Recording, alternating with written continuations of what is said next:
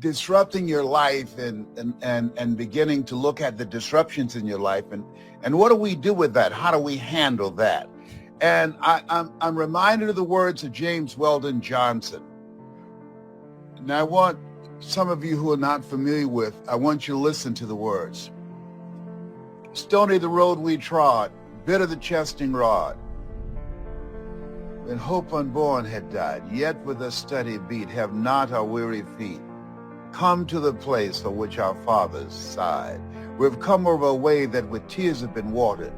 We've come treading a path through the blood of the slaughtered. Everything that we experience, everything that we now are taking advantage of, somebody paid a price for it. And one of the most important things that we have to do on an ongoing basis, and I want you to write this down and to honor this moving forward after hearing all the speakers and after this experience, upgrade yourself. I was looking at my computer and asked, are you ready for an update? You want it now or later? And I push now. Usually I say later because it usually takes time. And we really should update our knowledge on a regular basis, update our vision of ourselves on a regular basis, upgrade the vision and the goals and the dreams that we have on a regular basis. Why is that? What's the purpose of updating? Because where you are right now, that level of impact and that place where you are right now and the skill set that got you there, that has expired. And you got to update your skills, your knowledge.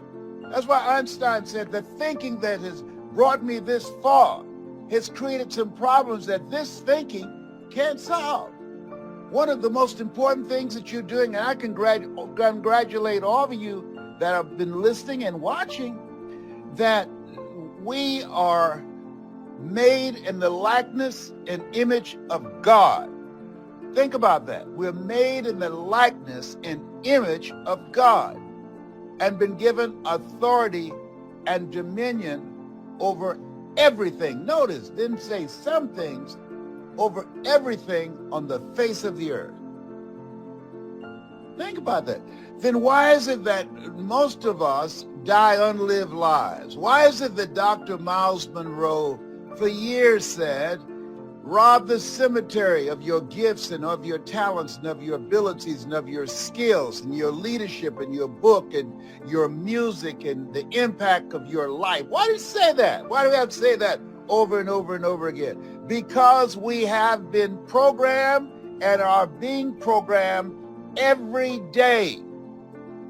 And so we have to every day stop, check ourselves, and update and upgrade our vision of ourselves, our knowledge, and write this down, our skill set.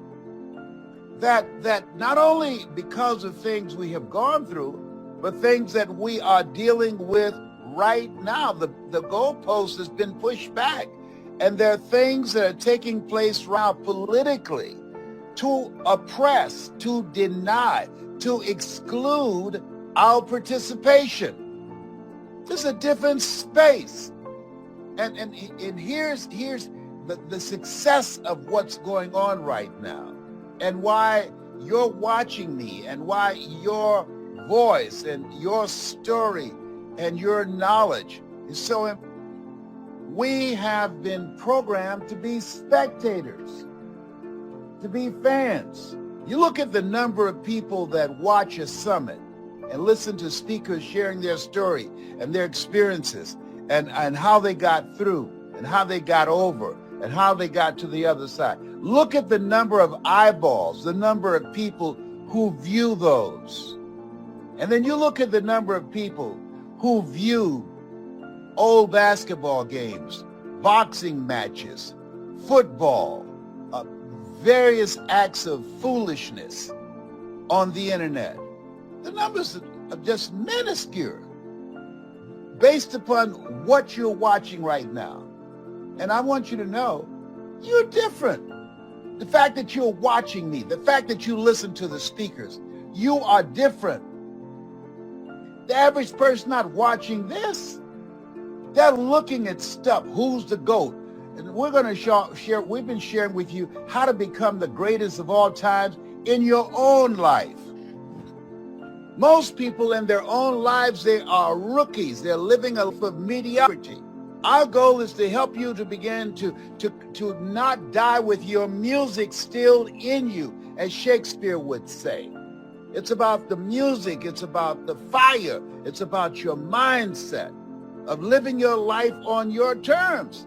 Most people aren't doing that because we have been programmed to be fans, to be spectators. And so what happens is that you can get so busy and consuming, and I had to look at myself. I said, wait a minute. What am I supposed to be doing right now? My life has changed. You used to think people in their 40s were old. Now, I'm 77. I'm old as Methuselah. Come on, huh? So who does 77? Are you kidding me? Let me tell you something. I get up real early. Before I get started, I get my little mascara out, and I start covering the gray hair. I don't believe in gray hair. No, homie, don't be playing that, honey. I'll be covering up. Why? My kids say, Daddy, you would look so distinguished with your gray hair. I'm not trying to look distinguished. Hello? I'm trying to look young. Just because I'm 77 don't mean I have to look 77. I don't have to. How many of you agree that I don't have to look like I got one foot on a banana peeling and the other one in the graveyard? If you can feel a brother up in here, just put some fire in the comment section so I can see it. Or say yes, yes, yes. Say yes 3 times. I ain't playing with you. I'm coming for you this afternoon. I'm coming for you. Did you hear me? So we got to get a checkup from the neck up, because stuff's living at a time where we have instruments, algorithms that know more about us than we know about ourselves. But it's not just the knowing that's dangerous, but the manipulation that's dangerous. I saw something about how to reduce inflammation in your body. I'm a 4th-stage cancer conqueror. So I said, let me see what that is. And sure enough, it was an infomercial. It was a commercial about a product, all right? Do you know, I timed it. I got numerous commercials coming on my phone, on my computer, about how to reduce inflammation in your body with herbs, with food, with exercise, with a variety of things. How is that possible? Because they're listening to us. Write this down. Behavior marketing. They're watching our choices. Do you mind if we follow where you go? When you go to another website looking for something, they have a database and they can distinguish that and pull that stuff out and start marketing and pushing products to you and giving it to advertisers, giving it to corporations. Here's what Les is interested in. He just put something in dealing with his inflammation. And we're going to start marketing to him about that. He also just put something that he wants a 6-pack. He says he only has 1 pack covering up 5 packs. Do we have something for him? Yes, I got something for him. Good. All right. Here's his email. Go on. If this is automated, this is not driven by human beings. This is automated. They're making money off us while they sleep. And while you're looking at this, it's very important. What you tune into, you turn into. The reason that most people are fans and watching, who's the GOAT? Is it LeBron or is it Michael Jordan? Who's the GOAT? Couldn't even afford tickets to the game. Come on. All right, come on. The GOAT. Woo, isn't that just cute? Isn't that? Come on. We're talking about looking at our lives and checking ourselves, because sometimes you can confuse being busy with being productive and being profitable. But here's something else, and I think it happens to you after 40. Here's something else. Time picks up speed after 40. I'm telling you what I know.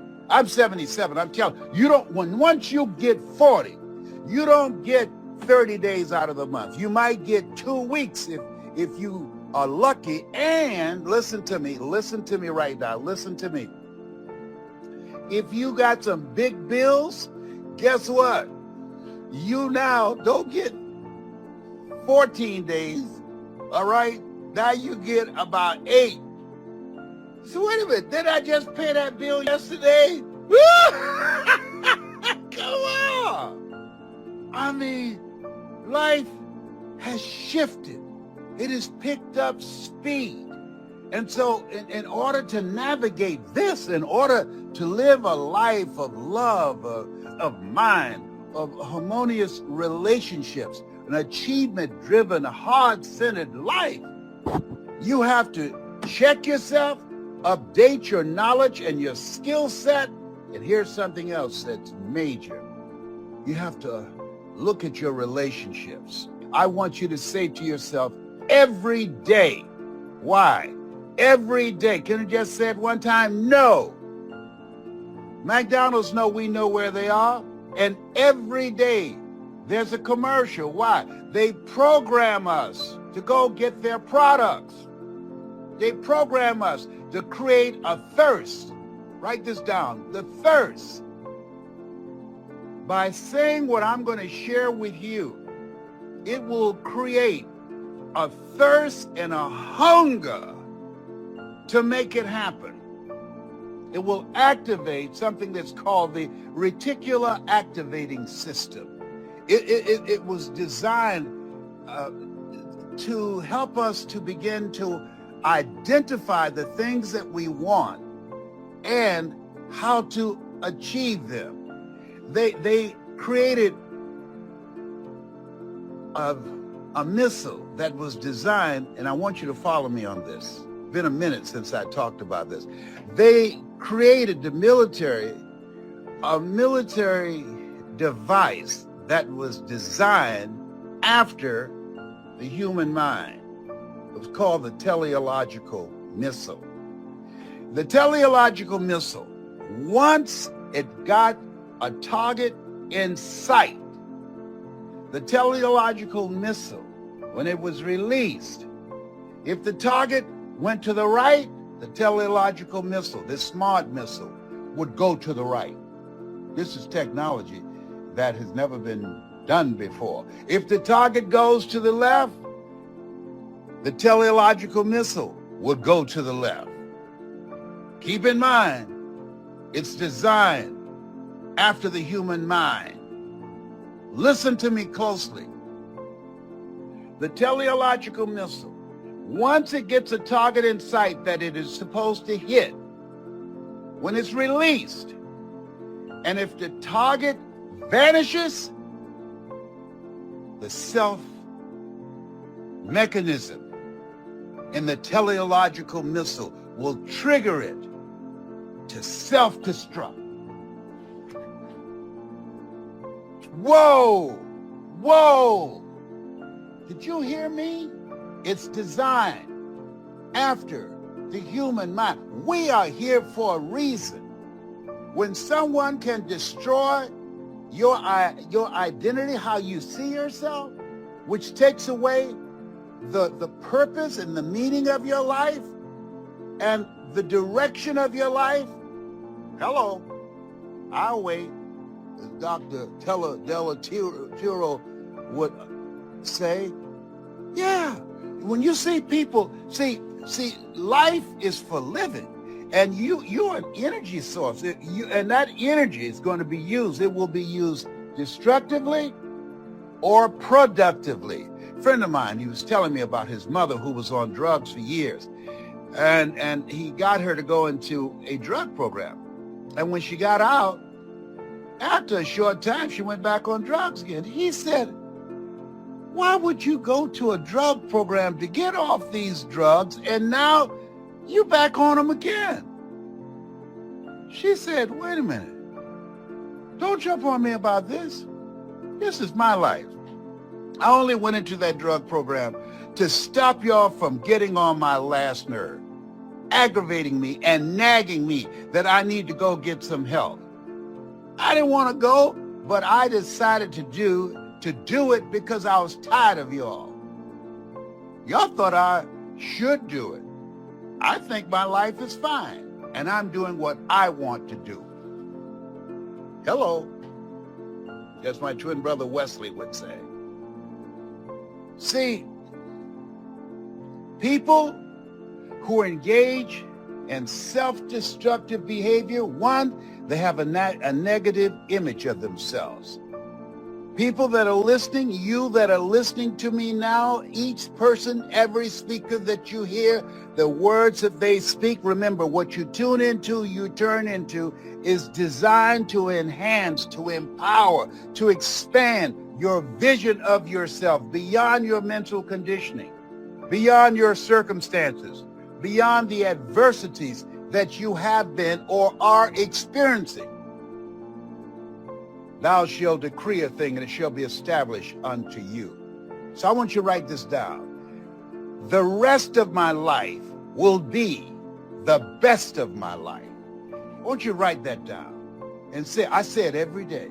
The rest of my life, when I first get up in the morning, oh, thank you, Lord, for a brand new day. All things work together for good for those who love God. Don't mean that every day would be a good day, but there's some good in every day. And the rest of my life will be the best of my life.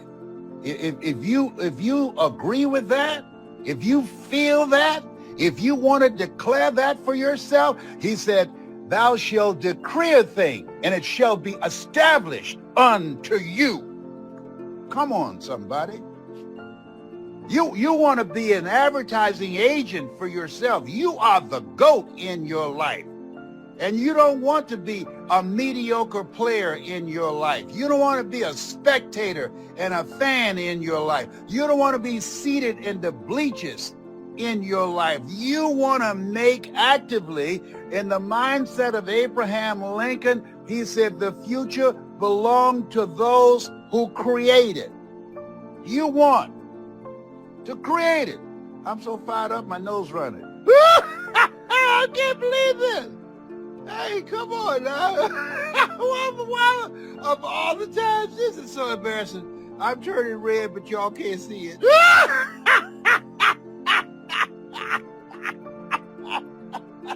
Oh, Tyrone, you got to help me out. I've been, I've been talking to Tyrone. We're doing the wedding rehearsal. Tyrone is my squirrel friend, and so I was just fitting him for his tuxedo.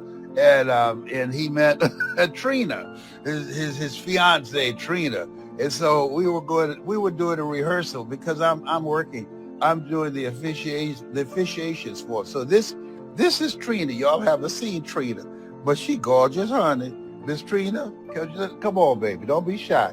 So this wedding, we're orchestrating this. When you've been locked up too long,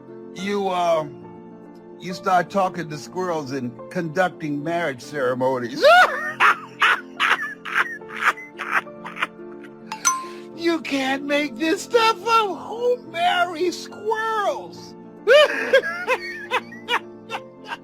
Okay, here's something else.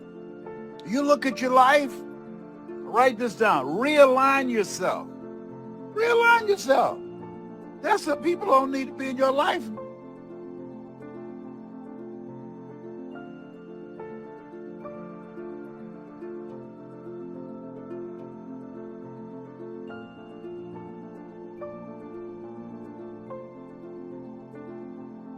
I can't believe this. Of all the time. For my mustache to be messing up. Oh. Is it gone?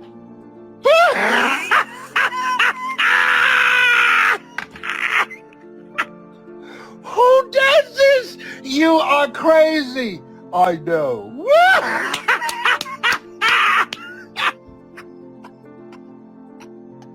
Realign yourself. Get some friends who love squirrels. That would be me. See, there's some people you need to get out of your life. Why? Because they will compromise your energy and your power. And when they take away your power and your vision of yourself, you will unconsciously, getting on this path, having nothing to aim for, engage in self-destructive behavior. It might be alcohol. It might be procrastination. It might be surrendering to fear. It might just be not doing the things that you need to do. It might be causing you to lose your focus. This is a time that you want to keep the main thing the main thing. This is a time that you want to be persistent. This is a time that you have to be determined. I was talking to a man who lost his only son, and he said he went in a room and found his son dead in bed from an overdose. He said he fell down on his knees and screamed out to God. And at that point, he didn't want to live. His only son gone. And he heard my voice. If life knocks you down, try and land on your back, because if you can look up, you can get up. And he rolled on his back and he got up. Another gentleman, he was going through a tough time, had suicidal thoughts. And as a result of what he had gone through a divorce, lost his job, went through foreclosure. Seemed like his life had been turned upside down. But that wasn't enough. He lost someone that was very close to him, who passed. And he heard my voice. Listen to this. Somebody saw him at an event. 3 weeks later, entertainment. They have these white parties where people dress in white and go out and they dance. They travel around the world to meet other people who dress in white and dance. And somebody asked, I didn't expect you to see you here. What are you doing here? He said, Les Brown said, you will get through this.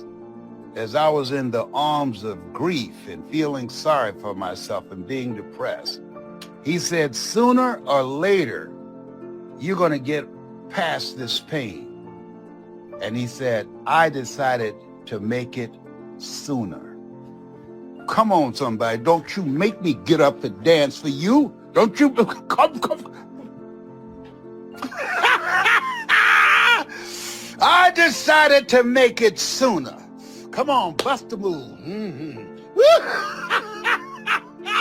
Yes, come on. Sooner or later, you will get through this. I decided to make it sooner. Write this down. We make decisions, and our decisions create our reality.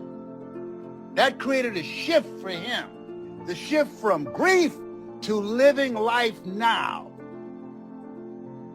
All of us sometimes need a word to shift our thinking, need a word to remind us that we have greatness in us. We have abilities and talents and dreams. We have some good stuff in us that God placed there. All of us have been chosen. If you weren't here now, there would be a missing piece to the puzzle of who is required to help make this world a better place. That's why Horace Mann said we should be ashamed to die until we've made some major contribution to humankind. If you agree with that, I want you to put some fire in the comment section. If you agree with that we're here to live a life of meaning, of purpose. We're here to live a life of impact. I'm calling a cousin that I did not know I had, and to have her take me to go see the grave site of my birth father that I have never seen. I've seen the birth site of my grandmother, Beulah Rucker, and to Dorothy Bell Rucker, my birth mother. And because I now realize They had to do what they had to do. Had they not taken themselves down to Miami to give birth to me and my brother and give us to Mamie Brown, I wouldn't be the person that I am today.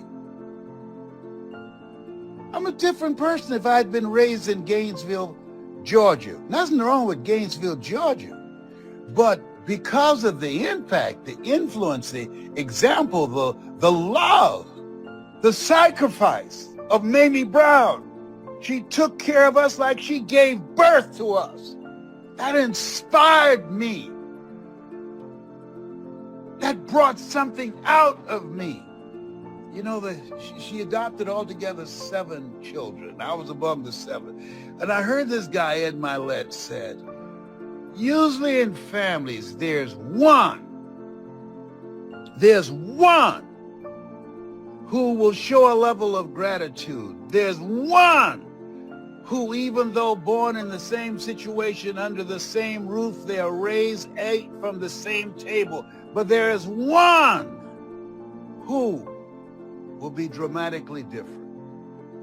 There's one who has an expanded vision of themselves. And even if you are only a child, you are the one. I can't tell you, only child, spoiled brats that I've known over the years that had everything, and didn't appreciate it. Had a mindset of entitlement. I had one of my daughters check me. I'm not going to say her name, but Samaya, and I was telling her some stuff I wanted her to do for me, and she didn't do it. I said, hey, what's up with that? She said, you act like your children owe you something. At first, my feelings were hurt, but then I thought, my children don't owe me nothing. They didn't ask to be born.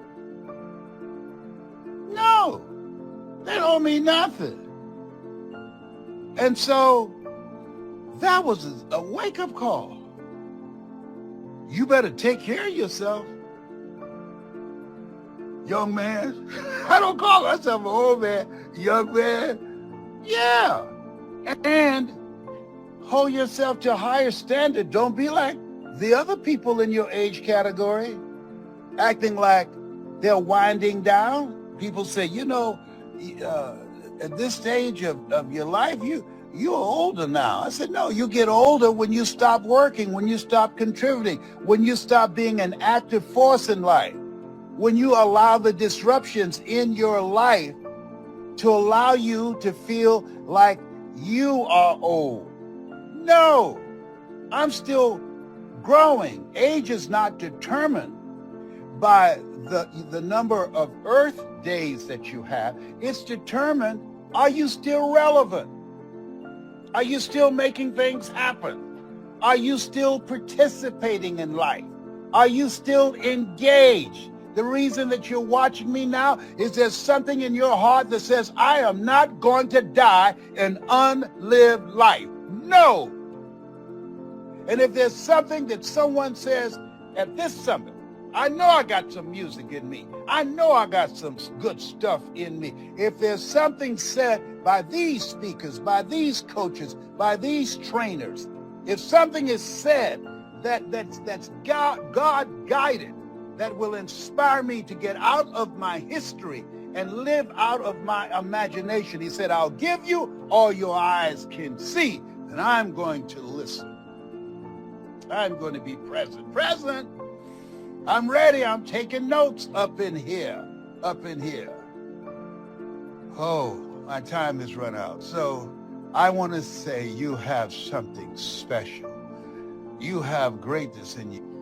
Bye for now. When I think about the 3 pillars of something that would be your anchor, a foundation to drive you into the future, to live a big dream, to live a big life, a mindset, what you think about, you bring about. You know, as a man thinketh, so is he. Dr. Carter G. Woodson said that if you can determine what a man shall think, you never have to concern yourself with what he will do. He said, if you can make a man feel inferior, you never have to compel him to seek an inferior status. for he will seek it himself. And if you can make a man feel justly an outcast, never have to order him to go to the back door. He'll go without being told. And if there's no door, his very nature will demand one. And I think that in many cases, governments and religious institutions have really unwittingly crushed the dreams and aspirations and the visions that people had of themselves. Not all, but a lot of them. And I think it's incumbent upon the individual to take responsibility, to develop yourself, to expand your mind and your vision, to seek out experiences. You know, Helen Keller said life should be a daring adventure, or it's boring. And start to dream. What do you want? What do you really want for your life? I remember going to Auschwitz and walking down the halls in the Nazi German concentration camps and seeing the pictures of men and women who had dreams. And these people were exterminated. And one of the things that I heard in my mind when I reflected on a book written by Viktor Frankl, who was there, he said, if you know the why for living, you can endure almost anyhow. And he talked about the people who were able to survive the inexpressible cruelties of Nazism, those who either believed in God or had someone that they loved that they were determined to see, or some cause bigger than themselves. And in my case, my goal was to buy my mother a home. That was my big dream. And that caused me to read things and to listen to things, to fuel my imagination. And then to develop my skills to becoming a voice of influence. And the other thing that's important is creating a community of collaborative, achievement-driven, supportive relationships. And it started with a man, Mr. Washington, who said, a high school teacher, someone's opinion of you does not have to become your reality. It could start with one person, and then it goes from there. I started associating with people who were doing what I wanted to do. I joined a multi-level marketing group called Best Line Products. When I heard the voice of a guy that when he spoke, it seemed like he was talking to me. I was in a hotel at a convention and Bill Bailey spoke and he was selling this dream. I didn't even know the products, but I wanted to be a part of it. And what I found, and one of the great things about multi-level marketing, is that it puts you in a community of other like-minded people. I think that's the value and the power of associations of different kinds. Associating with people who share your values, associating with people, like-minded people who have dreams, who have goals that they're working on, and being in that community. Studies indicate that one goose can fly 40% further in formation with other geese than it can ever fly by itself. In fact, I'm thinking about a scientific study where they exposed some rats to electronic shock, and after they increased it, it killed them instantly. But then they put these rats in groupings with other sharks, with other rats. And then what happened was that they continued to increase the shocks of these rats. And they increased it over 10 times more. And it took far more to kill them than what it took with just one. And so there's something about being in a community of people who share your dream, who hold you accountable, who challenge you, who call you out, who can see what you can't see that you have within you, and inspire you to step up. Of Ebony magazine, the late John H. Johnson, who started that with a $500 loan from his mother, and he said something in his book called Making It Against All Odds. There's no defense against an excellence that meets a pressing public need. And I suggest to you, one, work on yourself. To me, I think there are 3 pillars of what's required in order to carve out your place in this global economy. There are many steps, but there are 3 that I think that's indispensable. One is working on your mind. Be ye not conformed to this world. Be transformed by the renewing of your mind.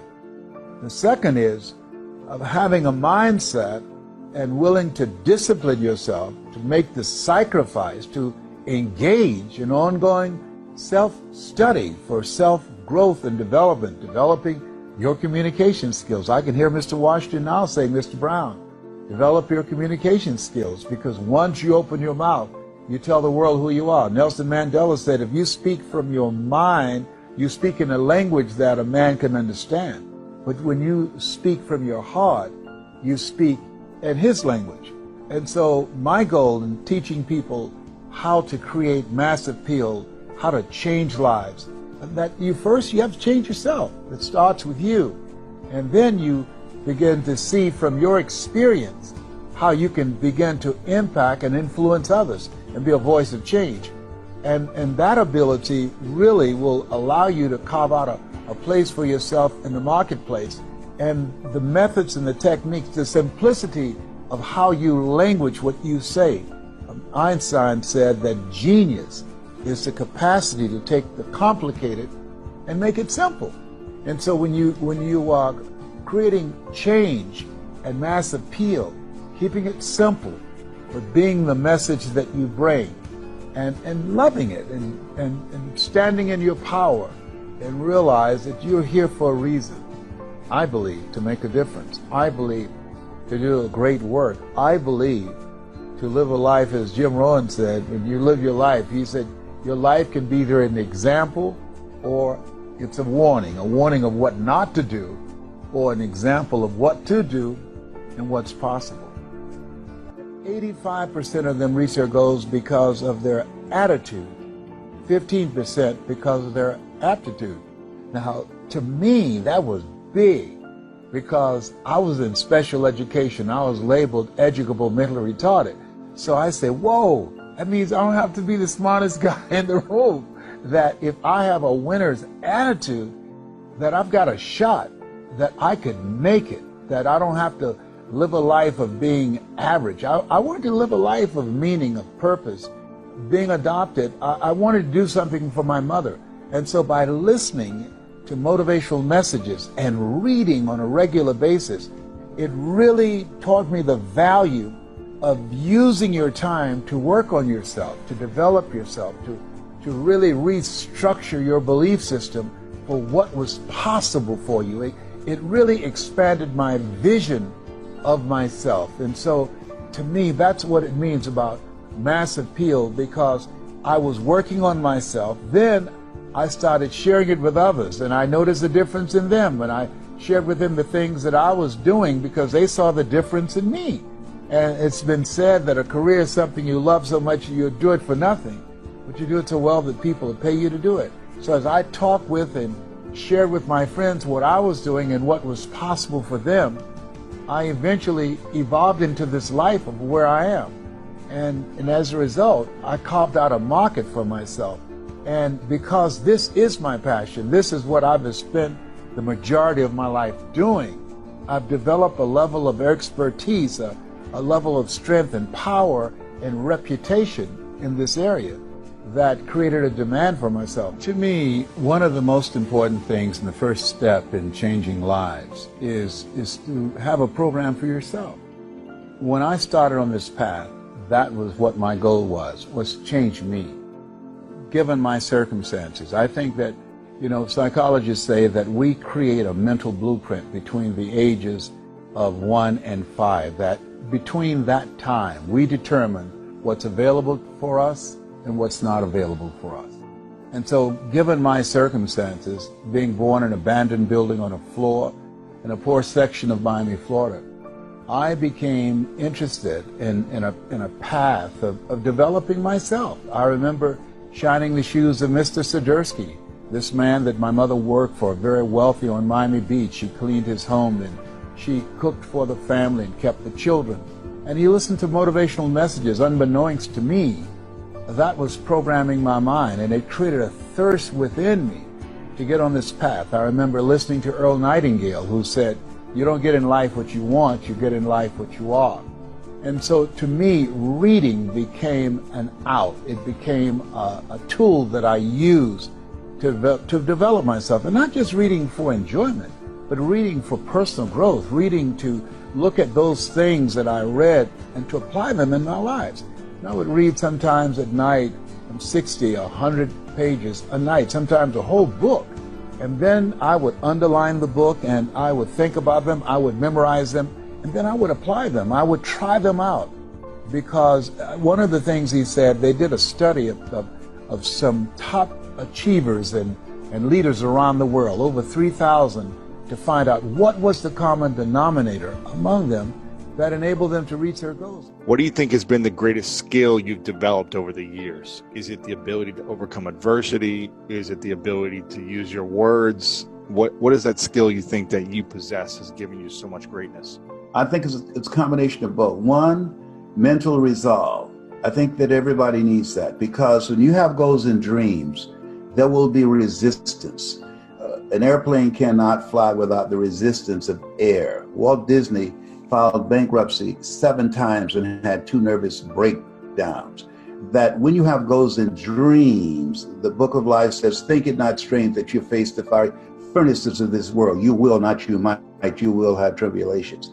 So the ability, when you are faced with something, and it's new territory, when they said, you have cancer, those are 3 words no one ever want to hear. And the oncologist, Dr. Alfred Goldson, who was an unusual personality, he said, you have cancer, and it's metastasized to 7 areas of your body, including your spinal cord. I said, can you give me a second opinion? He said, yeah, and you're ugly too. I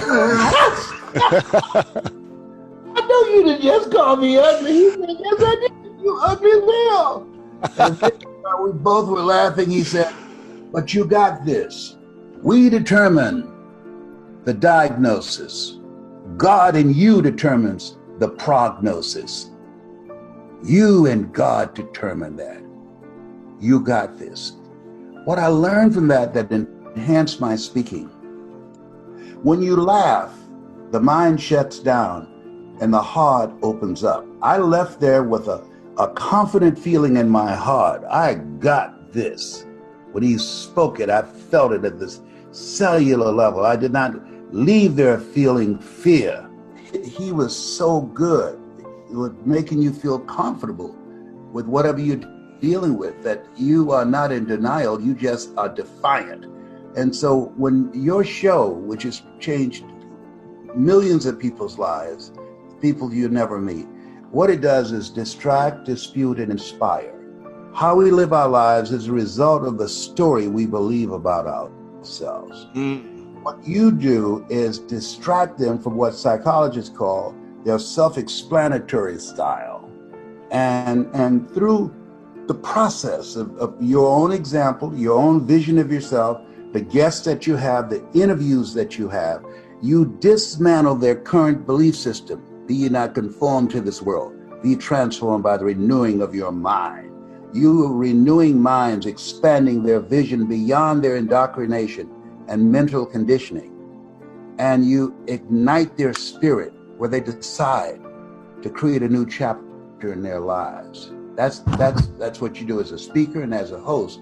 And people who watch and listen to your program right now in America, before the coronavirus, suicide rate increased by 39%.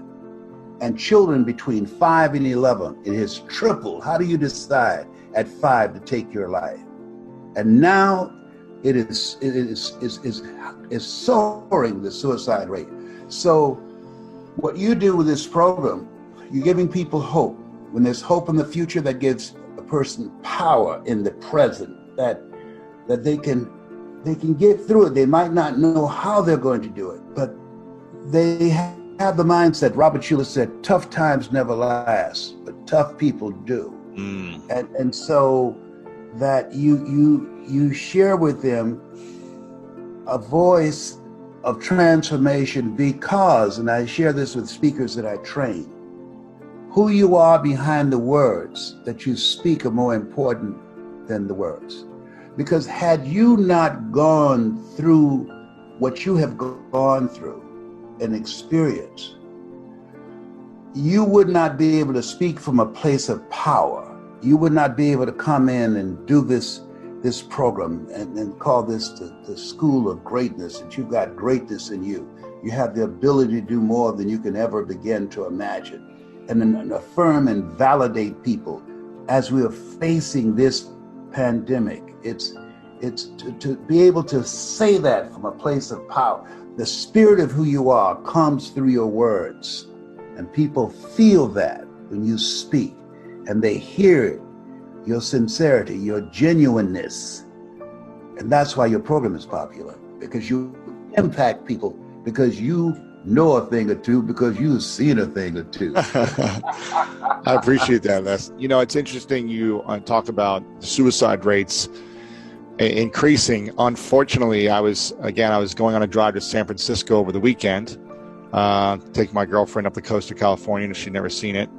Had a beautiful experience. And as we're driving back into Los Angeles, I live in a condo building, a tall condo building. It's probably 35, 40 stories high.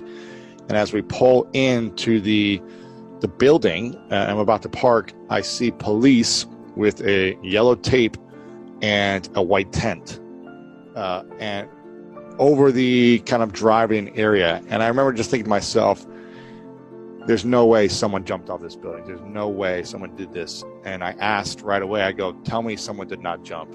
And the guy looked at me and he just said, yeah, a couple hours ago. And I go, you're kidding me. And I later found out it was reported in the news. This was yesterday. Yesterday. This just happened. Wow. It kind of shook me up a little bit too. And literally I learned that the person who jumped, who's my building, it was literally right next to my window, a few floors up. He jumped out of, his name is Steve Bing. It's all over the news right now. And this was a very successful businessman who 55 years old, I think, I think it was reported he's worth hundreds of millions of dollars. A very successful businessman who is close friends with Bill Clinton, who I saw Clinton made a statement about as well. And I haven't been able to stop thinking about it since yesterday. I was thinking about it all night. You said it was hard for you to sleep last night from the stuff you saw. For me, it was hard for me to sleep last night thinking about the pain and the suffering that people go through inside that we may never know about. And, you know, I was trying to rationalize, like, why would this happen? Was it drugs? Was it depression? Was it, like, I can't reason sometimes why this happens to someone who you think it would never happen to, or someone who had all the things on the outside that seemed to be successful, but for whatever reason, I don't know. And I don't know how to make sense of that type of stuff. Do you know how to make sense of things when you see that?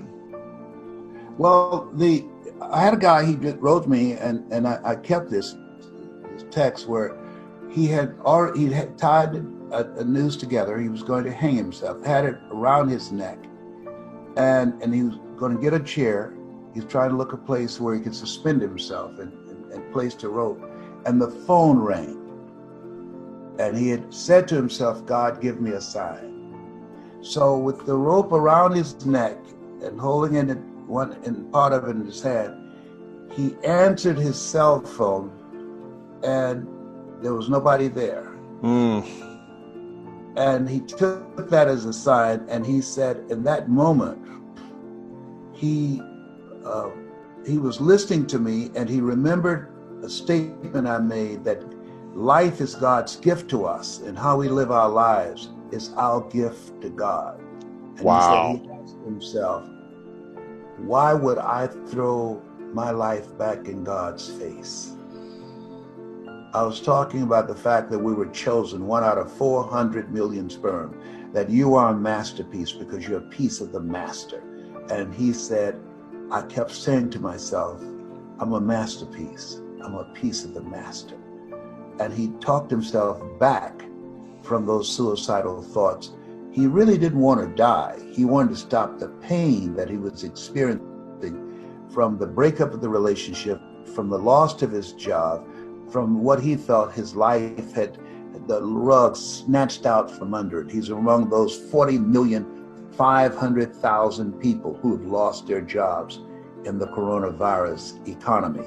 And so that's why what you're doing is so important, because when you go through an experience, you have the school of greatness, not elementary school, high school, college. No one is saying to people, you have greatness in you. And those type of structures, even in church. And so the reason that I advance with that, you know, the Book of Life says, greater is he that's in you than he that's in the world. That you have greatness within you. That when Mr. Leroy Washington, who, when I was so captivated by this man's oratorical skills, he was a speech and drama teacher, and he asked me to do something. You know the story. So he wanted me to go before him and read a script really before the class. And I said, sir, I can't do that. I'm not one of your students. And he said, do what I'm asking you to do anyhow. I said, I can't, sir. And the other students started laughing, saying, he's Leslie. He's got a twin brother, Wesley. Wesley is smart. He's DT. And he asked, what's DT? He's the dumb one. And I said, I am, sir. He said, don't you ever say that again. Someone's opinion of you does not have to become your reality. And he did that. I was startled. Because my mother said, sticks and stones can break your bones, but words can never hurt you. But words can hurt you, and very deeply. And when he said that, someone's opinion of you does not have to become your reality. I remember going to my next class, and between classes, I kept saying that to myself. Someone's opinion of you does not have to become your reality. As I was going home, and what they think about me, I don't have to be that. It's not what they called me, it's what I answer to and what I call myself. Dang. You know, that was an interrupting moment. Wow. That's how the program it's a disruptor, more powerful than Corona. Ooh, I always love hearing that story. That story never gets old for me. Yeah. And how did you learn to overcome the opinions of others, but I think more importantly, the opinion of yourself? Because if we have the program, we have, I am the dumb twin. Yes, sir. I am learning disabilities. I am this. How did you personally overcome your own biggest enemy? He was a voracious reader, and he gave me a book, James Allen, As a Man Thinketh. That little pamphlet is a powerful little pamphlet. I've read it a lot. And The Power of Positive Thinking by Dr. Norman Vincent Peale. I read that over and over again, and other motivational books, Secret of the Ages by Robert Collier. And so reading those, he said, if you want to become successful, number one, develop your mind. And he was a fan of Earl Nightingale, that you don't get in life what you want, you get in life what you are. The strangest secret in the world. I've listened to that so many times. I've wore it out. And then the other thing he said, develop your mind. Next thing he said, practice OQP, only quality people. Surround yourself with people that you can learn from, people that have more than you, people that will help you to grow mentally and emotionally and financially and spiritually. And the next thing he said, which is the master key to opening up new worlds for you, is your ability to communicate. Because once you open your mouth, you tell the world who you are. And I believed him, and I followed that. I never forget when I was in Poland, and I was in this stadium, and I saw my name up, and people started chanting when they saw me coming through the tunnel. And I said, Mr. Washington, this one is for you, sir. Wow. He's gone. He's been gone. I eulogized him.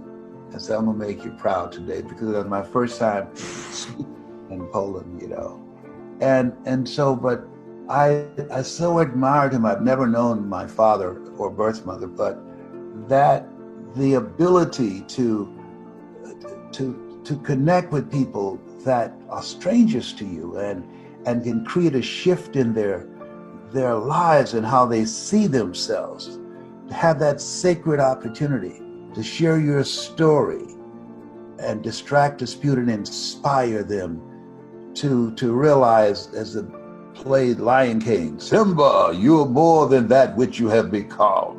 That's what you do every day, up in here.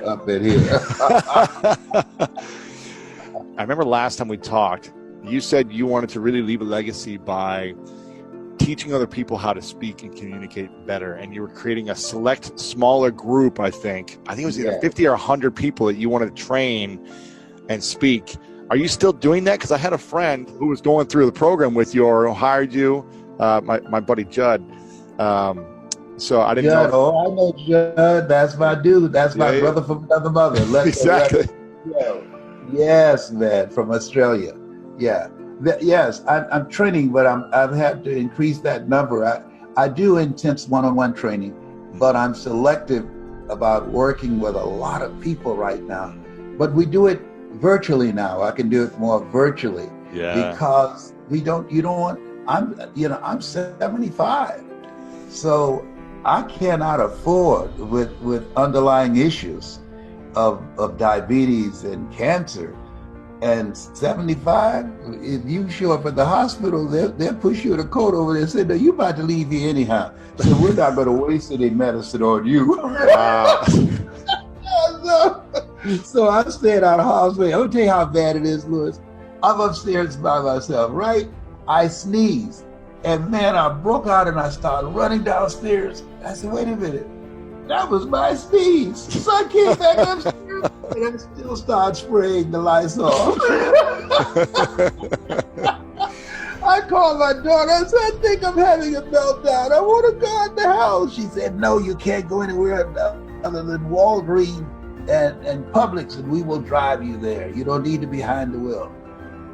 I said, I'm not that old, so I'm being very, very disciplined and keeping myself out of harm's way. That's good. That's good. Keep my mask. That's good. Doing all the stuff that we need to do. Common sense.